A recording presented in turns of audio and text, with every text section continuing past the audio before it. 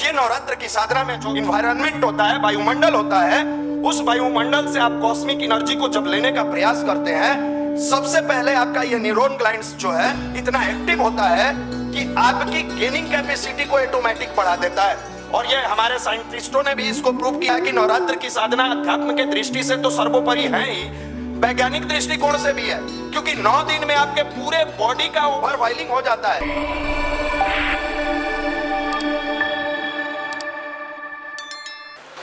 सभी को प्रणाम। परम पूज्य गुरुदेव परम वंदनीय माता जी की असीम अनुकंपा बनी रहे, ऐसी मंगल कामना युवा प्रकोष्ठ के तरफ से। अभी बताया जा रहा था कि विद्यार्थी जीवन में एनर्जी कहाँ से लाए।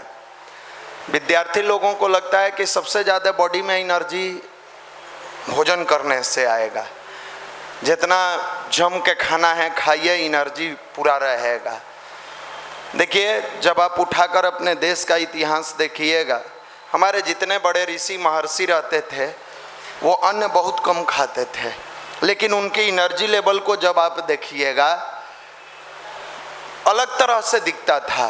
हमारे यहाँ क्या है, 3 टाइम, सुबह दोपहर शाम।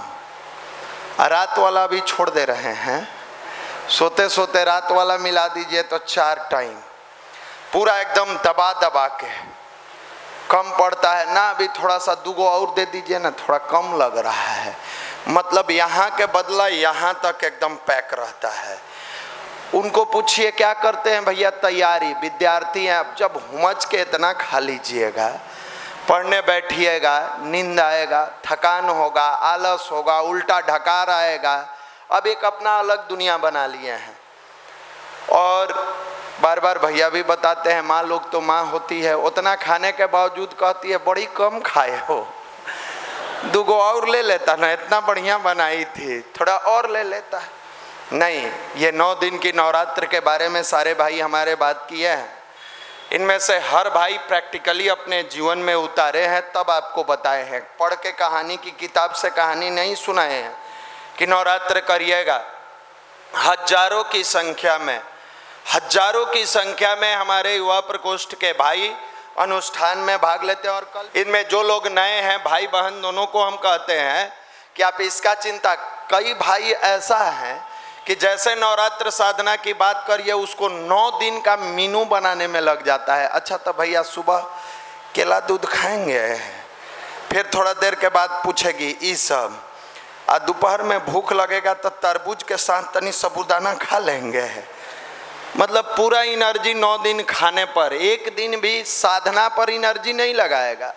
खाने खाने खाने, रोज तो खा ही रहे हैं महाराज जी, गाल ओल में दर्द नहीं होता है खाते खाते हैं।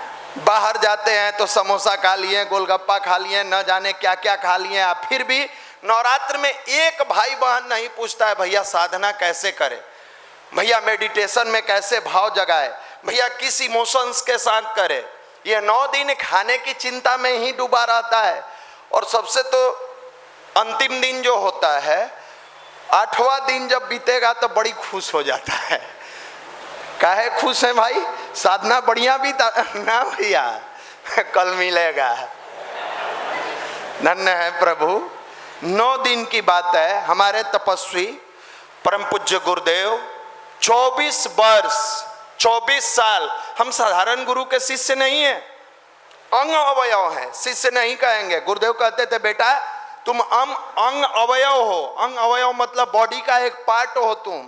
हमारे गुरु ने 24 वर्ष तक तपस्या की। 9 दिन भूख उन्हीं को लगता है जो साधना पर ध्यान न रखते हुए हमेशा 24 घंटा नमक नहीं खाए हैं। वो 4 कदम चलेगा, उसको लगेगा हमको चक्कर आ रहा है।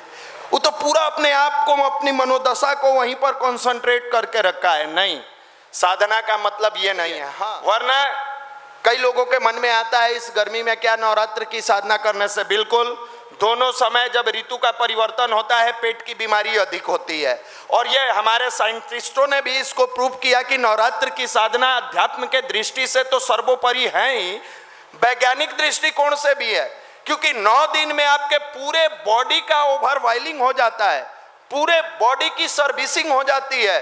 दूसरा, स्टूडेंट के लिए इसलिए कहा जाता है कि जैसे ही ऋतु का परिवर्तन होता है आपका खान पान उल्टा पुल्टा होता है, जिसके कारण ब्रह्मचर्य खंडित होता है, जिसके कारण आपकी मन की जो चंचलता होती है वो बढ़ते चली जाती है। उस खान पान को अगर आप सही करते हैं, आपके अंदर की एनर्जी, आपके अंदर की ऊर्जा, आपके अंदर का पावर, आपकी स्टडी के तरफ अगर फोकस होता है, आप देखिए आपकी gaining capacity, recalling power, work efficiency कई गुना बढ़ता चला जाता है। और ये नवरात्र की 9 दिन की साधना आध्यात्मिक रूप से इसलिए महत्वपूर्ण है कि साधना से सिद्धि किताब में परम पूज्य गुरुदेव लिखते हैं कि बेटे, जैसे हनुमान के पास ताकत थी लेकिन राम का अभियान नहीं आया होता तो हनुमान पूरी दुनिया में नहीं पूजे जाते। आपके बॉडी में बल है, शक्ति है, आप पहलवान हैं, लेकिन अगर आंकड़ा नहीं होता है तो आपकी पहलवानी सिद्ध नहीं हो पाती। आपके देश में बहुत सारे क्रिकेटर पड़े के पड़े रह जाते हैं, क्योंकि टीम के लिए तो मात्र 11 को खेलते, 15 गो का सिलेक्शन होता है, 16 गो का सिलेक्शन होता है, लेकिन आईपीएल के मंच आने से बहुत सारे ऐसे प्रतिभाओं को दिखाने का मौका आया। ठीक उसी प्रकार यह नवरात्र के 9 दिन के समय में परमात्मा का अतिरिक्त रूप से, अत्यधिक रूप से अनुदान वरदान इस प्रकृति में अपने आप इस यूनिवर्स में कॉस्मिक एनर्जी के रूप में, अगर साइंस पढ़े होइएगा तो आपको पता होगा कि दुनिया की सबसे स्ट्रॉन्ग एनर्जी में से कॉस्मिक एनर्जी है, जिसको मनुष्य मेडिटेशन के माध्यम से ट्रांसफॉर्म करके अपने अंदर उतारने का प्रयास करता है, जिसके ग्लिसरीन से आपकी थॉट पॉजिटिव होती है। अब आप साइंस पढ़े कौन, तो बस जो आईआईटीएन बना दे, आईआईटीएन बन जाएंगे तो उसके बाद करेंगे क्या, माल बना ले, उसके आगे क्या करेंगे, घर बना ले। इंसान न बन पाए न बना पाए, बस मशीन बनने का प्रयास किए और करते चले गए। ये नवरात्र की साधना में जो इन्वायरमेंट होता है, वायुमंडल होता है, उस वायुमंडल से आप कॉस्मिक एनर्जी को जब लेने का प्रयास करते हैं, सबसे पहले आपका ये न्यूरॉन ग्लैंड्स जो है इतना एक्टिव होता है कि आपकी गेनिंग कैपेसिटी को ऑटोमेटिक बढ़ा देता है, अपने आप बढ़ा देता है। दूसरा, अगर इसको आप स्टूडेंट के लेवल से सोचे, बहुत सारे विद्यार्थी सोचते हैं ये विद्यार्थी को इससे क्या बेनिफिट है। सबसे पहला बेनिफिट, आप में से बहुत सारे ऐसे विद्यार्थी हैं जो एक साथ बैठ के 2 घंटा 3 घंटा सेल्फ स्टडी नहीं करते हैं। आप कहिएगा आपको कैसे पता है?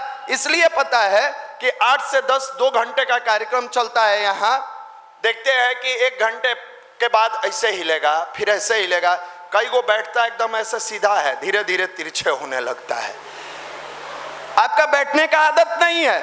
पहले लोग कहता था कि बच्चे को अध्यात्म में ले जाइए, बच्चे से मेडिटेशन कराइए कि आसन सिद्धि हो। हम लोग समझते थे ये आसन सिद्धि करके करेगा क्या, ये आसन सिद्धि तो बाबा लोगों के लिए है। नहीं, विद्यार्थी लोगों के लिए है। आसन सिद्धि का मतलब कि एक जगह आप कम से कम कंसंट्रेट होकर 3-4 घंटा बैठ पाइए। ये 24,000 गायत्री मंत्र की साधना अगर विद्यार्थी जीवन में कराया जाता है, इसका मतलब है कि 24 घंटा जपने में आपको 3 घंटा लगेगा। और जो 9 दिन एकदम पूरी भाव से, इमोशंस के साथ परमात्मा के सामने बैठ के ईमानदारी से 3 घंटा बैठने का अभ्यास करेगा, उसको स्टडी टेबल पर मैथ पढ़ना हो, फिजिक्स पढ़ना हो, केमिस्ट्री पढ़ना हो, बायो पढ़ना हो, रीजनिंग, इंग्लिश, कोई सब्जेक्ट पढ़ना हो, उसकी आसन की सिद्धि उसके सब्जेक्ट के तरफ आकर्षित करता है। इसलिए विद्यार्थी जीवन में अध्यात्म आवश्यक है। ये कारण है। यहाँ लोग बाबा बना दिया। नवरात्र कौन करेगा? जो फूल डलिया लेके उसमें फूल भर के काली माई के धो दिए। अरे अंदर के बुराई धुला नहीं, आप काली माई को धो दिए। अंदर का कचरा धुला नहीं, अपने अंदर का कुविचार धुला नहीं, किसको धो दिए? काली माई को। कई महापुरुष लोगों को, खास करके महिलाओं में, माफ करिएगा, हम लोग देखे हैं बचपन में, सुबह 4 बजे भोर में उठ के बड़का बाल्टी में पानी लेके, बड़ा वाला बाल्टी में, ये सब देखा होगा। नवरात्र जैसे शुरू होता है, ले जाके काली माई के धोना शुरू। बढ़म बाबा धोआ गए, काली माई धोआ गई, भोला बाबा धोआ गए, या मन के मैल मने में रह गया।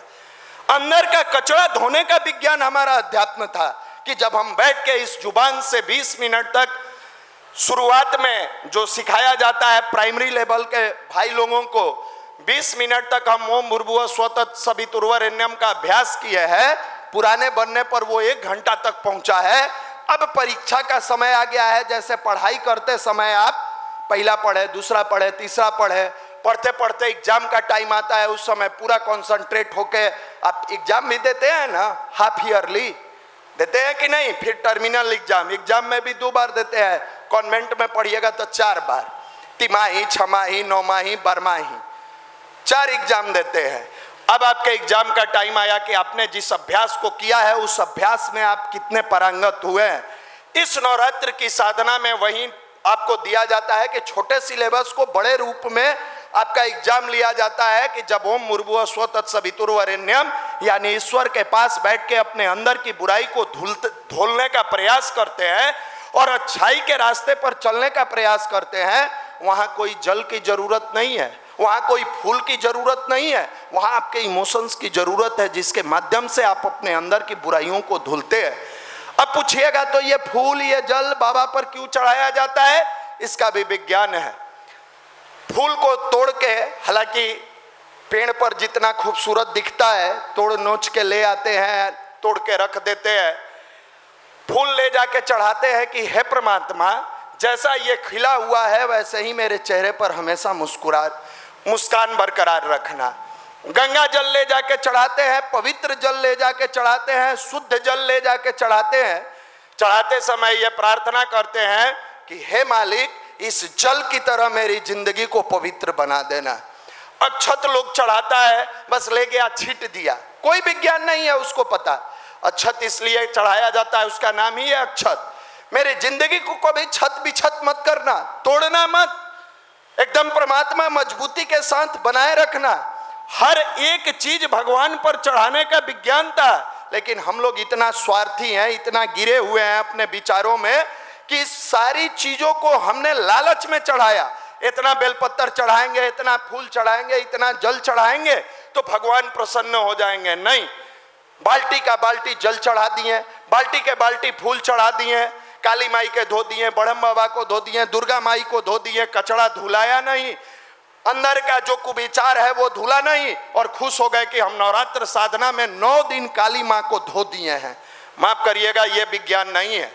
हमारा ये विज्ञान है कि मंत्र के माध्यम से खान पान को सही करते हुए शरीर का एक बार सर्विसिंग होता है और विचार फुल ऑफ एनर्जी के साथ कॉस्मिक एनर्जी से कनेक्ट होता है। इसका नाम भारत का अध्यात्म है। और ये चैत्र नवरात्र हर युवा के लिए, हर विद्यार्थी के लिए, हर व्यक्ति के लिए, हर वर्ग के व्यक्ति के लिए इसलिए इंपॉर्टेंट हो जाता है कि जैसे आप लेंस लगाते हैं और फैली हुई एनर्जी एक जगह ट्रांसमिट करके गिरा देते हैं तो पावर बन के आग लगा देता है। आपके अंदर के कुविचार इधर उधर बहुत तरह भटकाता है आपको। जब मेडिटेशन के माध्यम से कॉस्मिक एनर्जी अपने अंदर उतारते हैं, आपके कुविचार छंट जाते हैं, सद्विचार आपके अंदर आते हैं, और वही एनर्जी आपके पढ़ाई में जो बाधक चीज है उसको हटा के आपके साधना के रूप में तब्दील होता है।